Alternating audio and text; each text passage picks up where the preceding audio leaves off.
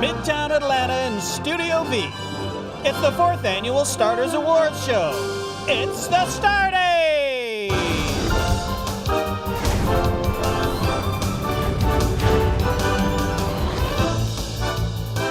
And now, please welcome your host, Kristen Ledlow. Good evening and welcome to the Starters' 4th annual NBA award show, the Starties. I'm your host, Kristen Ledlow, and just like the Backstreet Boys, the Starters are back, handing out a bunch of tiny trophies to some very big players. Over the next hour, we'll give out all the major awards from Most Valuable Player to 6th Man of the Year, plus a few winners and a few special categories like a Meme of the Year and Funniest Moment. And later, we'll say a final goodbye to everything we lost this season, so prepare in advance to have your heartstrings tugged. But what would the Starties be without the starters? Another award show? No thanks. Here they are, Skeet, Stash, Trey, and Lee, gentlemen. Thank you, Kristen. 4th time hosting. Yeah. You're the Billy Crystal of the Starties. You're a legend. That's a compliment. That's definitely a compliment. Thank you. All right, guys. I want to quickly remind you how the scoring works here for the major awards. We had an impartial panel pick the 4 nominees. Then all 4 of us made our votes along with you, the Starters fans, on Twitter. Whoever scored the most #1 votes wins the award. It's as simple as that. We got a whole lot of hardware to hand out tonight, so let's get right to our first award. Back to Kristen. The Process, the President, the Homie, and, well, a guy named Buddy. They're not the most hyped rookie class of all time, but they have nicknames already. They're doing something right. Here's the nominees for Rookie of the Year. Malcolm Brogdon of the Milwaukee Bucks. Joel Embiid of the Philadelphia 76ers. His teammate, Dario Saric. And Buddy Hield of the Sacramento Kings.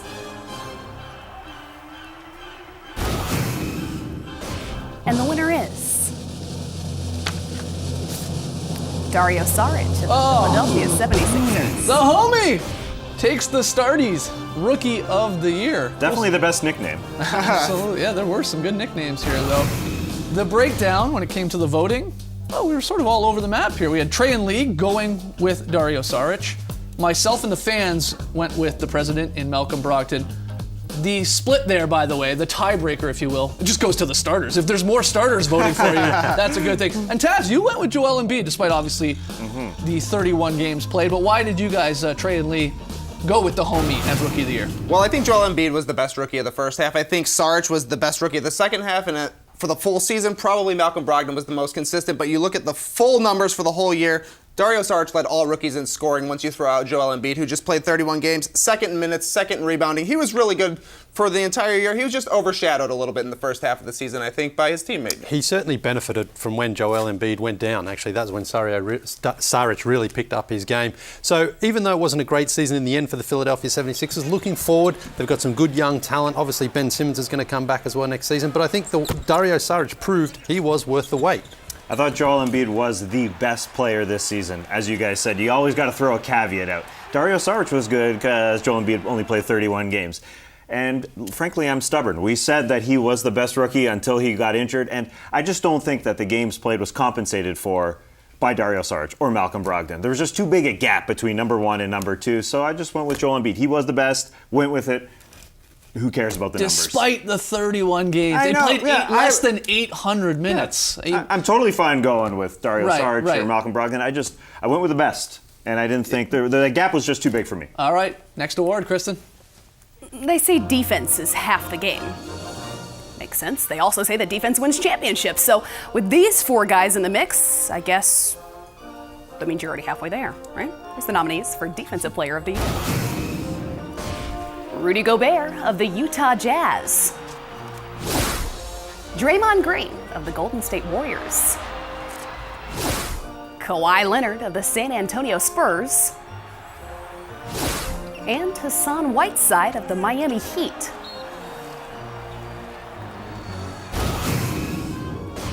The winner is Rudy Gobert of the Utah Jazz.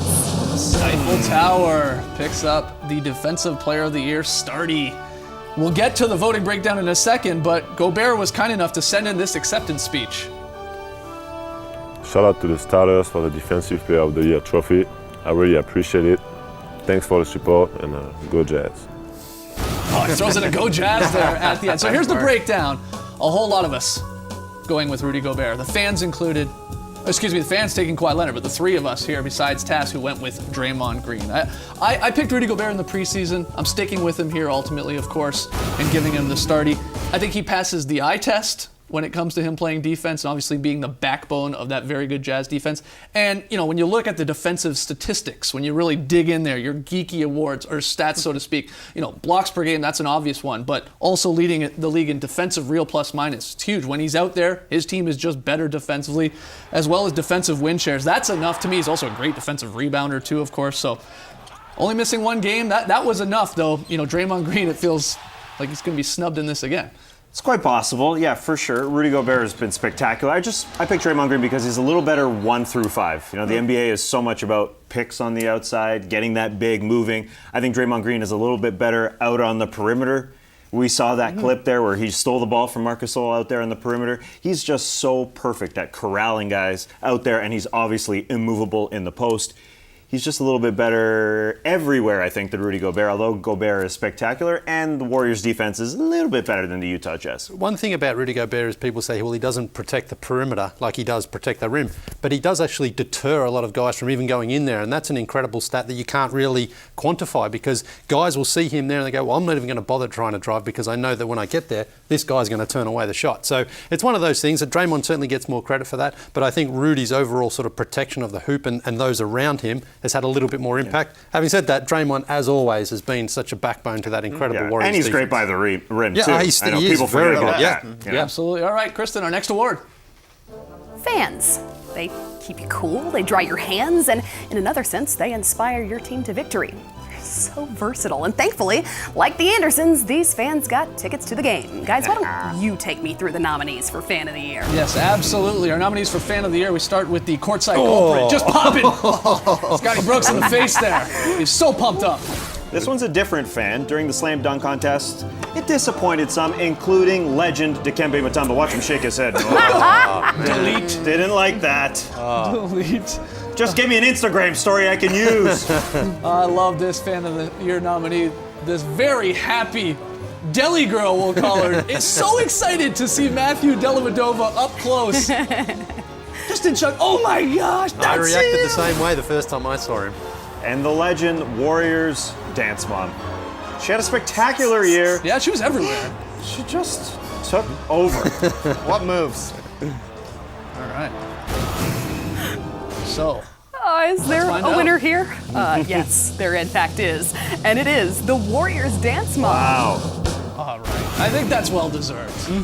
She put her heart and soul into this season. And she too was kind enough to send in a quick acceptance speech. Warriors Dance Mom. Basketball is a fast-paced game, and it can turn around in seconds. That's what makes it so much fun. So I hope my crazy dancing has added to everyone's enjoyment of the game. Thank you again. Oh yeah! I was hoping she was gonna bust a move. Got the shoulder moves down pat. Yeah, she understands that when you're on camera, they are only seeing you from the shoulders up, so that's what you got to emphasize with your dance moves. Oh man, she's still going. I love that she probably sleeps in this sweater. Coming up next, we've got the award for the sixth man, and of course, the year's best wedgie.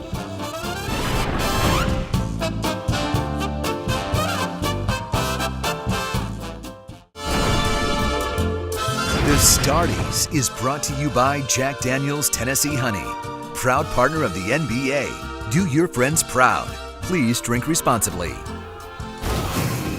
Welcome back to the Starties. There are 5 starters on a basketball court and 4 on a TV show, even though I've told them I'm available. But if you think that's all it takes to be a champion, you are sorely mistaken. You need producers, directors, award show hosts, and a bunch of points off the bench. So these 4 guys take care of at least that last thing, and they're your nominees for the 6th Man of the Year. Eric Gordon of the Houston Rockets, Enes Kanter of the OKC Thunder, Zach Randolph of the Memphis Grizzlies, and Lou Williams of the Houston Rockets. Your winner is Lou Williams of the Houston Rockets. Ooh! Taking home the Startie for Sixth Man of the Year. I feel a little dirty about this one, I gotta be honest. Why is that? About this category and even our nominees. Well, because here's the thing. Andre Iguodala probably should have been a nominee. But last year, and you see, most of us taking Williams, the fans say Eric Gordon. Outside of Lee last year, we all had Andre Iguodala as our Sixth Man of the Year. He should have won it last year. He really should have on a 73-win team, so I can get why some people may be upset why he's not there now. So to me, it came down to Rocket versus Rocket in Lou and Gordon, and Lou's had the better season despite joining them halfway through. I feel far dirtier not giving it to Eric Gordon because Lou Really? Williams came to the Rockets, and took his award and joined him as a teammate and took his award. If it was a comeback player of the year, I would give it to Eric Gordon because he has just found his way again in the NBA. I used to consider him potentially the second best shooting guard in the league when he was a Los Angeles Clipper, that he had that potential, sort of lost his way in New Orleans, now back with the Houston Rockets. I don't think Lou Williams will actually win the real award. No, I don't think so either. Eric Gordon has some serious potential, and so does Andre Iguodala to win the actual award. Don't feel too dirty about it, guys. Lou Williams is still the best bench scorer in the league. He was leading the league in points off the bench when he was on the Lakers. Then when he got traded, he outplayed Eric Gordon in the second half of the season. More points, more assists, and a better field goal percentage. It's fine to vote for Lou Williams, even though he might technically be their seventh man. This is Lou Williams' career, though, isn't it? He's like a Jamal Crawford. He's always going to come off the bench, and he's really good at doing it because when you come off the bench, coaches want a guy to go out there and fill it up, and that's what he gets you. He gets you buckets. He's going to have those nights where he, goes 0 for 10. That's fine. But most of the time, he's a pretty reliable guy to come out and just score a few baskets and also run the offense when he needs to. Fans going with Eric Gordon. Looking at the almost 250 threes made that Gordon splashed this year, 65% of his shot attempts are from three. He sits out there, lets Harden create, finds them, and shoots it. He plays his role perfectly, knocked in a whole bunch. It is a bit of a comeback for him. Yeah, most games since his rookie year. For sure, he's back. For sure. All right, next award, Kristen.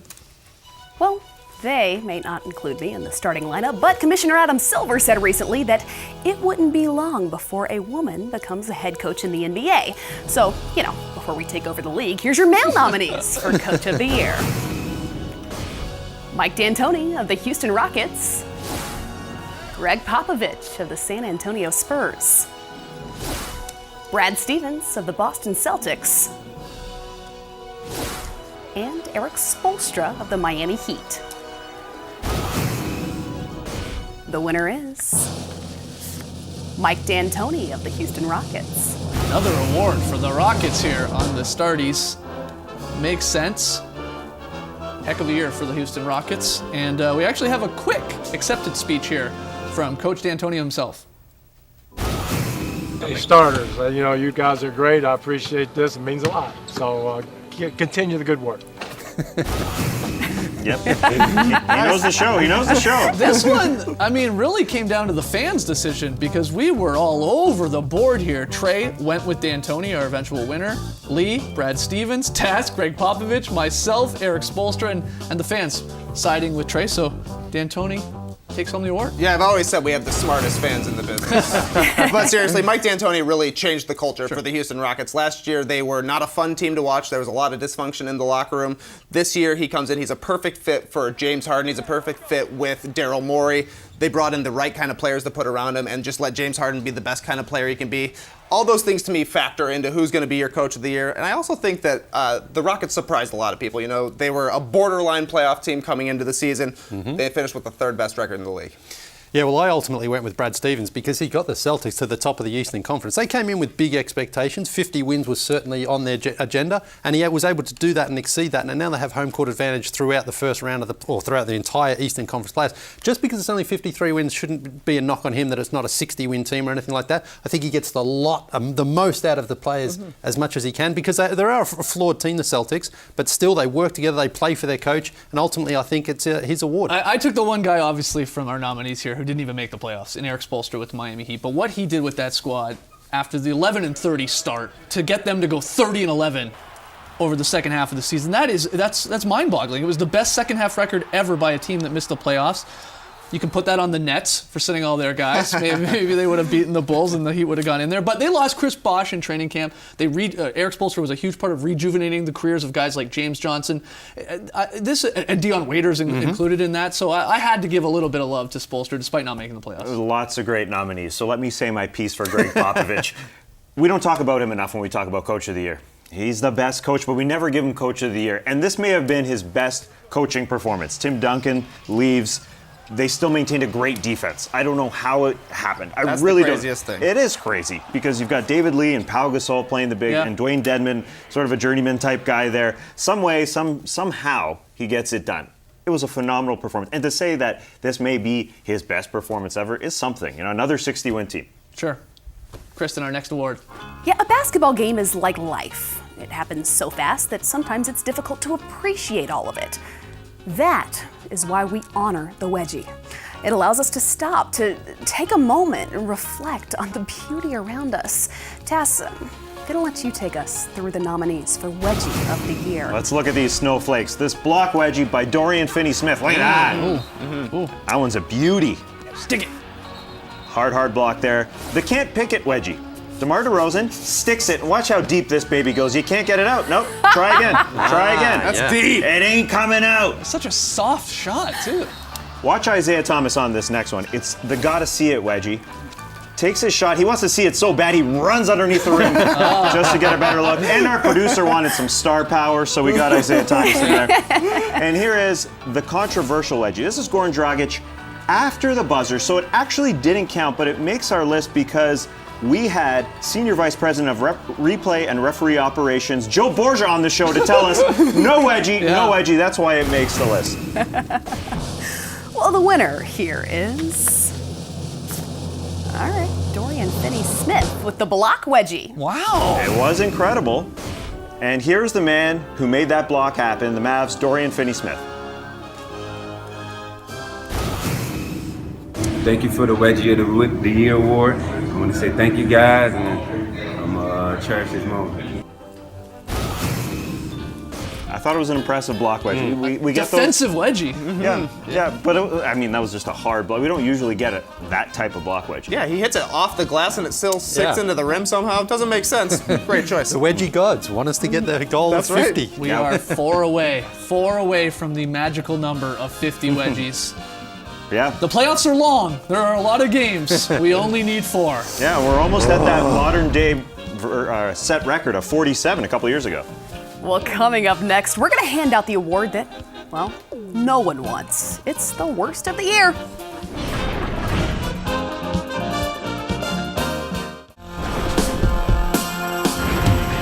Welcome back to the Starties. We have already handed out 6 awards, but there's still plenty to come, including the winner of this season's Most Valuable Player trophy. Nick Young, Lance Stevenson, Michael Jordan.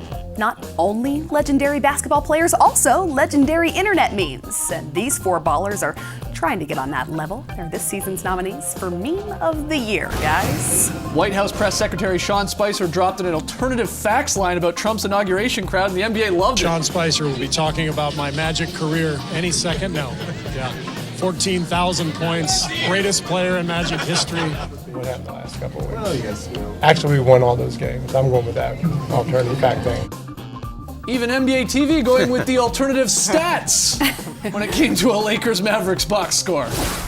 Hashtag Raise the Cat happened when the Sixers were at the peak of their season. They were winning basketball games. They had cats on their shoulders, as Ben Simmons did right here. And then after every win, fans were taking photos of themselves with their cats. Hashtag Raise the Cat.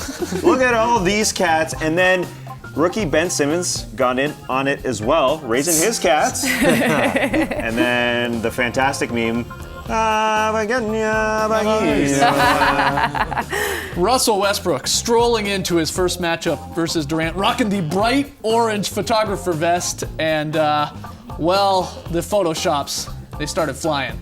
We had Taylor Swift lyrics, we had your classic crying Jordan meme, just a straight up pizza emoji. Delicious. Everybody loves pizza. J. Cole went double platinum with no features. We were just mashing memes together here. Garfield because it was orange, I guess. And well, the Starties, the Starters logo just nice work, works Trey. well with the vest. Last one here, the water bottle challenge. Everyone was doing it, including the Cavs, during a basketball game. This is the fourth quarter of a romp over the Knicks. Guys just tossing a water bottle around. LeBron was missing. On the court. But watch Kyrie Irving here. He's going to hit it. Listen for the buzzer. Oh, He's so clutch. The winner, though they all are. What do I love more than Cavs? Russell Westbrook. Russell Westbrook takes the meme of the year. I think it makes sense. I think it does. Just with the type of season he had, and it was that battle, of course, against Kevin Durant. And all eyes were on that game, and in he walks with the official photographer. That was awesome. Coincidence, he said. Oh, yes, it was a coincidence. Not that KD's really into photography. No, just a complete coincidence. All right, guys. Well, look, it's not all highlight reel dunks here on the Starters. We, and when I mean we, I really mean Lee, also honor the fundamental plays of the game, such as good ball movement and teamwork. I still don't really know what constitutes a very solid play, but Lee does, so here are the nominees for VSP. Heading down to the Fortress for the first one, and it's a Fortress Fizzer from the Atlanta Hawks. This has got everything that a very solid player likes. His pump fake parties, his bounce passes, the ball fizzing around. It ends with a corner.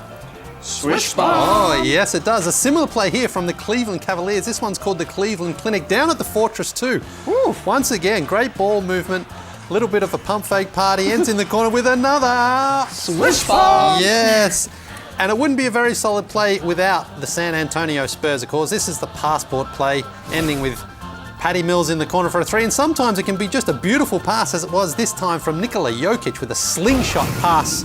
But the winner Is the Cleveland Clinic. Whoa! Deserved. Yes, it was a beautiful play, and here to accept the award on behalf of the Cavs, point guard Kyrie Irving. It was a very solid play. What does it mean to you, though, to, everyone likes the dunks and the high-flying plays, but to get like a play that rewards fundamental basketball? It's just a testament of the team, by the way. Love your show. We love the show you put on for us too, man. I appreciate that. And I'm glad that we can just be fundamentally sound as a team. Take it upon ourselves to make the extra pass, and glad that we got a very solid player of the year for 2017 with the Starties. So I appreciate that. There it is. Very solid acceptance speech too there. You're absolutely right. We're not done though with a very solid play, because as you also know, I like to compile the stats throughout the year, and I get some help from my friend Kaushik out in Melbourne. And here are the stats. Like he does it all. He does, yes. This is all the different types of plays that we have. What's the big one?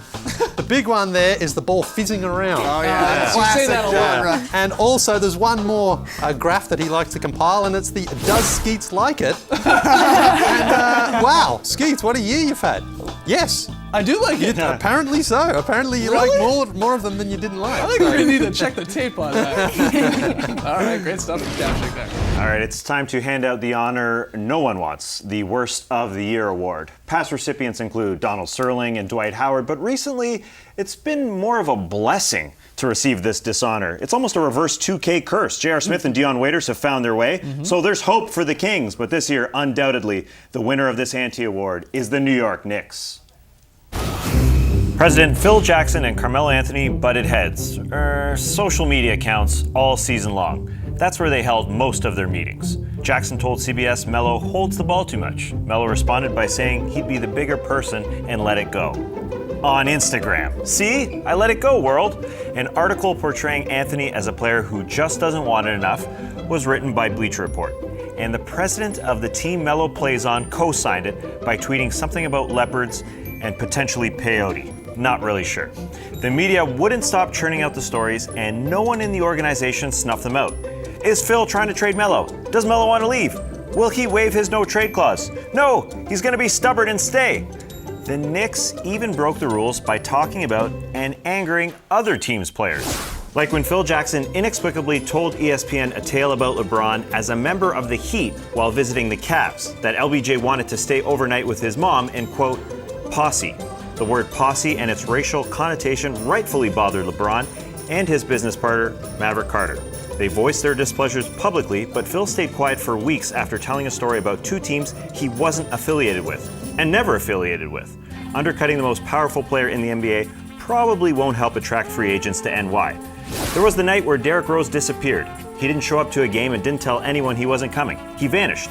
He apparently hit up Joakim Noah's phone sometime in the second half. Noah's rejuvenation attempt did not go well, and it ended with a 20-game suspension for an over-the-counter supplement geared toward injury recovery.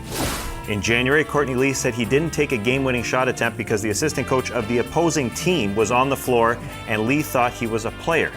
On the court, everything was a mess. Kristaps Porzingis said there was a lot of confusion and everything was just unclear. Players, including D. Rose, publicly complained, starting after Game 1, about the offensive system, and no one seemed to back head coach Jeff Hornacek. Sometimes Hornacek couldn't even bear to watch. After Brandon Jennings was released and signed by Washington, he said he was now with a team that actually plays together.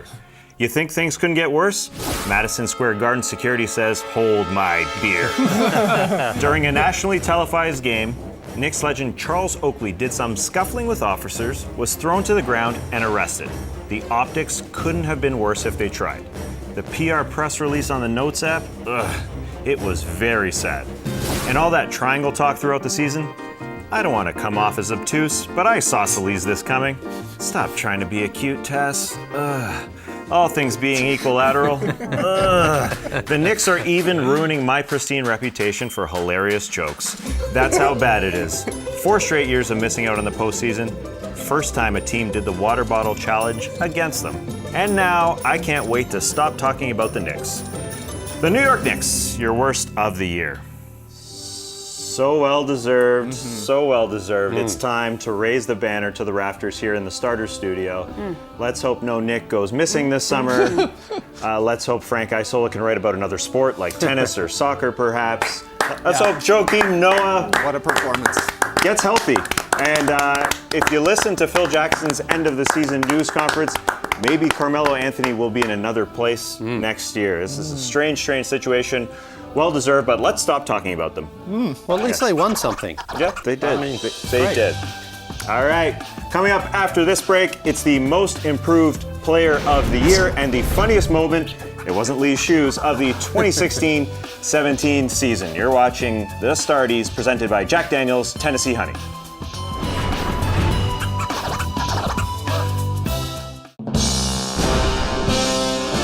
The Starties is brought to you by Jack Daniel's Tennessee Honey, proud partner of the NBA. Do your friends proud.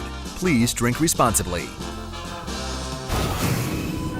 Welcome back to the Starties. Someone once said you're either getting better or you're getting worse. Brilliant. Not only did this year's nominees for Most Improved Player get better, they got a lot better, which is better than getting worse. Here's the nominees. Giannis Antetokounmpo of the Milwaukee Bucks. Harrison Barnes of the Dallas Mavericks. James Johnson of the Miami Heat. And Nikola Jokic of the Denver Nuggets. And the winner is the Greek Freak, Giannis Antetokounmpo. No surprise here. The Greek Freak taking home the Startie for Most Improved Player. Here's a quick look at the voter breakdown. Everybody taking the Greek Freak, except for Lee, who went with the Joker. But here is Giannis to accept the award for Most Improved Player. Tas Melas 2 years ago said the most overrated player in the NBA, Giannis Antetokounmpo. Now 2017, 2 years after, most improved player in the NBA from the Stars. So I appreciate that. Thank you guys. You've inspired him, Tess! That is great stuff. I thought Yanni's "Oh by myself" joke was great, but that was even better. Yasur Yanni. I just called him overrated again. No, I didn't. No, I did not. I was just trying to put people in their place. Anyways, that's in the past. He's phenomenal. Well deserved. He's only going to get better from here. I think we know as a 22-year-old, he's getting to the rim more than anyone in the league. I think people overlook that. He can get to the rim, and everyone knows he has trouble shooting now. Like, he shoots at the rim more than LeBron, more than Westbrook. So when he adds that jump shot, which I don't think there's any doubt he will, because this is year 4 in the league. He came out of the second-tier Greek league. Now he's a superstar in this league. Right. So he's going to add that shot. He's going to add that three-point shot. No one can stop him now. Think about a few years from now, and we'll be calling Yanni MVP, perhaps? Probably. Like, I think he wrapped up this win in like the first week of the season. He was putting up like 24, 9, and 7 with a steal per game, 2 blocks per game through like the first 5 games, and everyone was like, whoa, this guy took the next step. And I think that's always the most difficult thing to do, to go from good, which is what he was, to great. All-star, very likely All-NBA. I mean, that's impressive. Bucks and in you're the right. playoffs. Bucks in the playoffs, too, on a good team. Yeah. That's absolutely right. So well-deserved. And I love that you inspired him. I like that Well, he's still I think- remembering. I'm pretty sure he inspired himself. No, every night he goes to bed just saying your name. I love it. All right, next award, Probably not. Kristen. Basketball, a gorgeous game with graceful athleticism, intricate schemes, and moments of true sporting perfection. It's also hilarious when none of that happens and it all goes wrong. So these 4 nominees for the funniest moment had things go wrong in the best possible way, guys. Yes, our first nominee, it's Jeff. Oh, Just Jeff. falling on his head, trying to do a backflip for the Suns dance team. He was okay. He was okay, guys. Our next nominee, Kemba, gets swaggy. He pulls a Nick Young, celebrating before the shot goes in. He thinks it's done. Oh! Sam Decker in Madison Square Garden. That's not how you run a fast break. Ball off the face. And it was the year of Westbrook, including this blunder. He just walks and eventually gets called for a travel. What? 6, 7 What? steps. What? He turns around like Calling he plays. Yeah. just forgot to dribble. Yeah. All right, good nominees.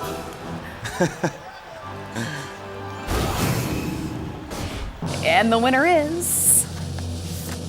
Swaggy K, Kemba Walker. Oh! I mean, a good moment. A great moment. Very funny. And like the shimmy really sells. Yeah. It's like a 3-step shimmy. Yeah. But my man Jeff was robbed here. I gotta agree. Jeff. Jeff was probably robbed here. I think Kemba's getting the vote because his happened on a basketball Yes. court and he's a basketball player. But come on, Jeff! Come on, Jeff! You got one chance to nail this backflip. Oh. Yeah, Now I you got a mean- separated shoulder. You would think that he wouldn't do this unless he was totally confident he was able to nail it. Like, Well, he's probably done it before. I don't know if he Knuckleheads has. that day. I'm not sure. But Kemba Walker takes the funniest moment of the year. All right, guys. Well, from the highest of the highs there with funniest moment, we now turn to the lowest of the lows for our next segment. And to get us into that, I'll go back to Kristen. And just like with any NBA season, there are highs and lows, good and bad, wedgies and air balls. So please, grab a tissue and join Skeets, Tass, Trey, and Lee as they say goodbye to this season's dearly departed.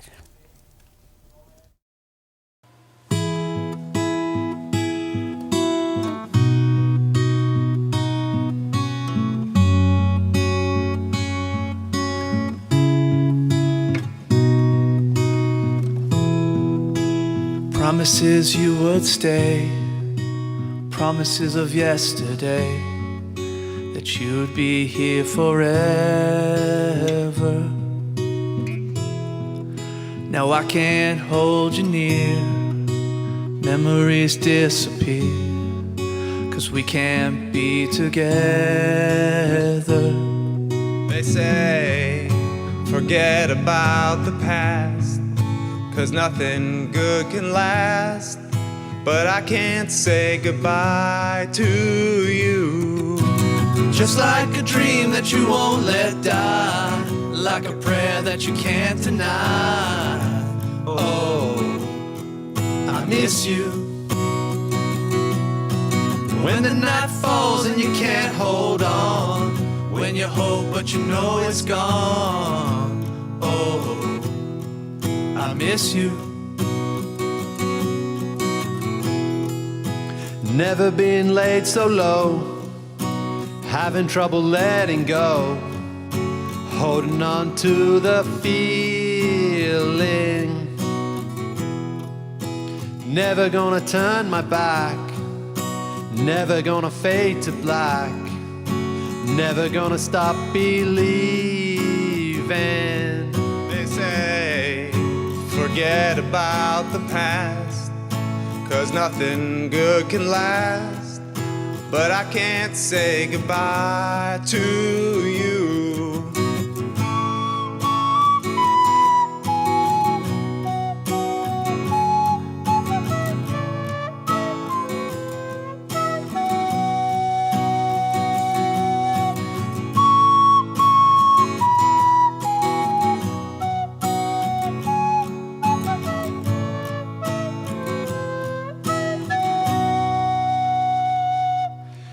just like a dream that you won't let die, like a prayer that you can't deny. Oh, I miss you. When the night falls and you can't hold on, when you hope but you know it's gone. Oh, I miss you.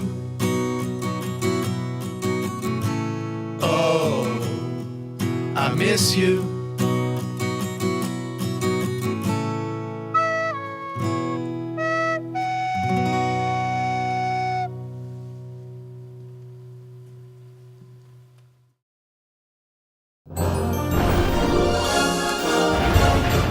Welcome back to the Starties. It is time for the granddaddy of them all, the Beard, the Brody, the King and the Claw. They've all had dominant seasons, but who's been the most dominant?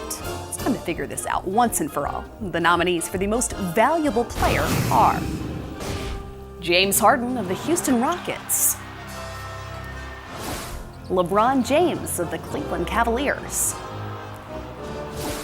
Kawhi Leonard of the San Antonio Spurs,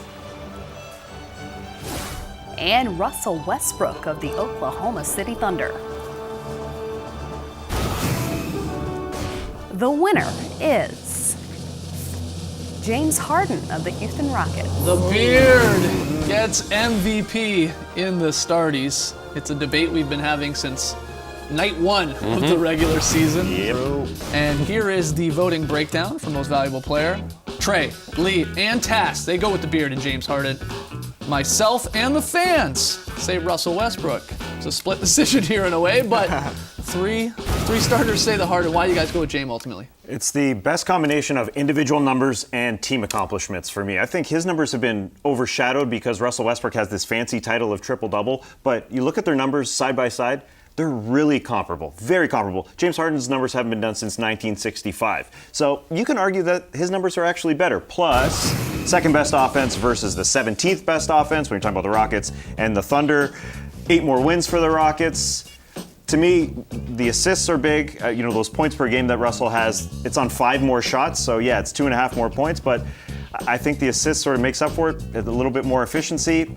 I think overall that package is better than Russ's, LeBron's, or Kawhi's, who all had fantastic seasons. Yeah, I think Harden has just been a little tiny bit more efficient than Westbrook was. I think he's a little more unpredictable with the ball. He's made his teammates better, which I don't necessarily know that you would say about Russell Westbrook. I think it's also impressive that Harden, this is his first year as a point guard, and he came close to leading the league in scoring and assists.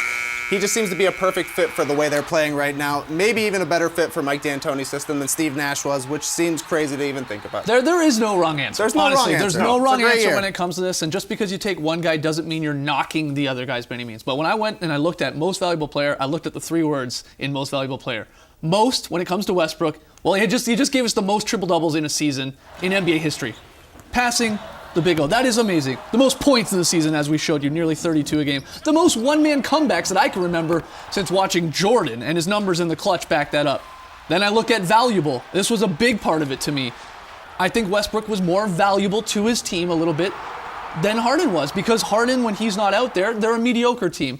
When Russ was not out there, you check the on-off splits. When Russ was not out there on the floor, that Thunder team's a lottery team, and that's just a matter of fact. And then player, that was very, very subjective, but Russell Westbrook's a G. He's the most fun guy to watch in the NBA this season. He really was. He was eclectic. He's electric.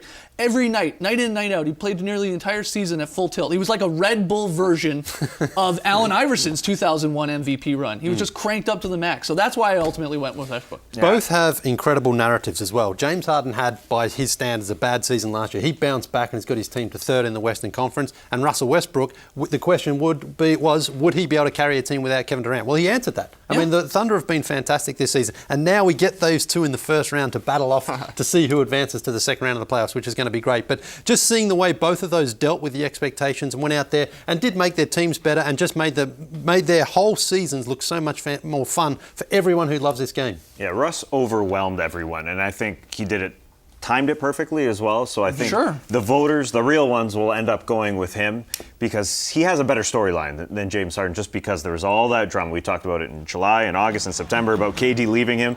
And October, November, December, January, we're talking about him and what he did. It was sort of the year of anger for us. You know, Russ always plays angry, but I think there was a fire burning inside him a little bit more. And the way he closed games and closed out this season like he did there, that was a 50-point game. He just finished off there from 47 to 50 right there, and he eliminated the Nuggets. So there were some special moments. You said, I mean, it was perfectly timed, sort of Westbrook's on late. I think that's true. They were racing, these two guys. And yeah, Kawhi and LeBron were right there as well. But it was really a two-man race.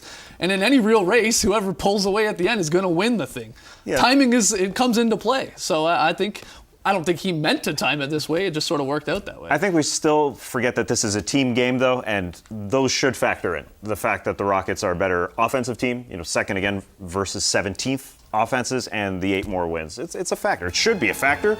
I think it is a team game. You're right. Last time I checked. Like you said, Lee, we get to find out maybe which team's better, which player's better in the first round of the playoffs. Can't wait for that. All right, one more break. When we come back, it's time to count down the top 10 plays of the year.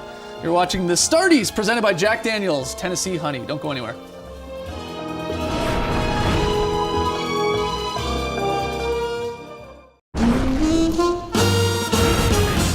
Welcome back to the Starties, guys. The awards have all been handed out, but one honor remains. I think the most important honor, and that is a place in the Starters' top 10 plays of the year. Is it a top 10 or is it a top 19? You know we cheat here on the Starters all the time. At number 10, it's a bunch of putback dunks. Gerald Green still got the hops. Dunking on Leonard. Standing reservation in the top 10 plays of the year. For sure. We're not done with the putbacks. Derek Jones Jr., who we've compared before to Gerald Green in the hops, flying in out of nowhere. Easy springs. And one more. Why not? The unicorn. Kristaps Porzingis. There he is. Yes. Soars in, slams it home in MSG, going nuts. Man, sneaky. That's just 10. That's just number 10. He's so good at that. At number 9, Jonathan Simmons, this mean dunk on Myers Leonard. Leonard getting dunked on one more time. I love watching this guy. Yeah. Man. At number 8, let's go back to Christmas Day. The Warriors and Cavs. Richard Jefferson! Yes, Richard Jefferson. You go back to Christmas Day 2002? No, this is 2016, Lee. Fans are going nuts. I miss Christmas. People call this the dunk of the year. Larry Nance on Brook Lopez. Because he dunked on Lopez, and everyone on the court went nutty, including Timothy Mozgov, including the Brooklyn Nets bench, who he just dunked on. What a dunk. At number 6, we got a pair of dunks here from James Johnson. Thrunks it. Man, that one looks painful. Yeah. Knee to the chest. And Bloodsport, he wasn't done. Yeah. Look away. He would get Steph Curry. Curry trying to take the charge. James Johnson trying to beat the buzzer. Throws it down. Deals in the circle. At number 5, 3 Giannis Antetokounmpo plays, gets the steal here. Watch this. Windmill. Oh, man. It's like he's on the ground when he finally dunks it. He can almost touch the floor with his windmill. Really can. Now the double clutch. That again, it looks like it's in slow-mo, sort of.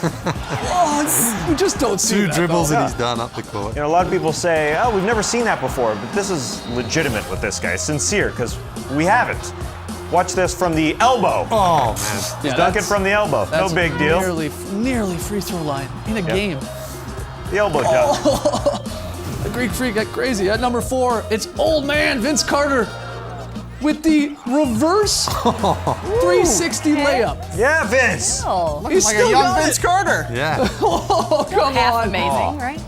Remember you tried doing this, Lee? I think I did. No, you didn't even come close. No? At number 3, 3 Wolves dunks from their big 3. Cat giving it to Brook Lopez. Just say it, Lee. Oh, Catman, dude. There it is. Yeah. Final time this year. Thankfully, yeah.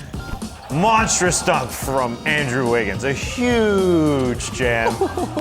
And then his partner in crime, Zach LaVine. Get well soon, Zach. Smooth on Alex Len. He just lined him up. Oh, I see you there. That's his best in-game dunk. Yeah. Of Most his ambitious very young for career. sure. Yeah. at number 2. Beautiful play here from the Warriors. Draymond up ahead to Steph, who throws it over his head to the trailing Kevin Durant. It's how to run a fast break. This is gorgeous. Should have been a very solid play. Oh my. Oh my. And at number 1, the man who provided us with so many highlights. 7 seconds left, up 3. He chooses to dunk. Could have pulled out. Nah, that's not his style. Foul now. Oh, Hefty. Offhand. that's my MVP. He dunks on the Rockets.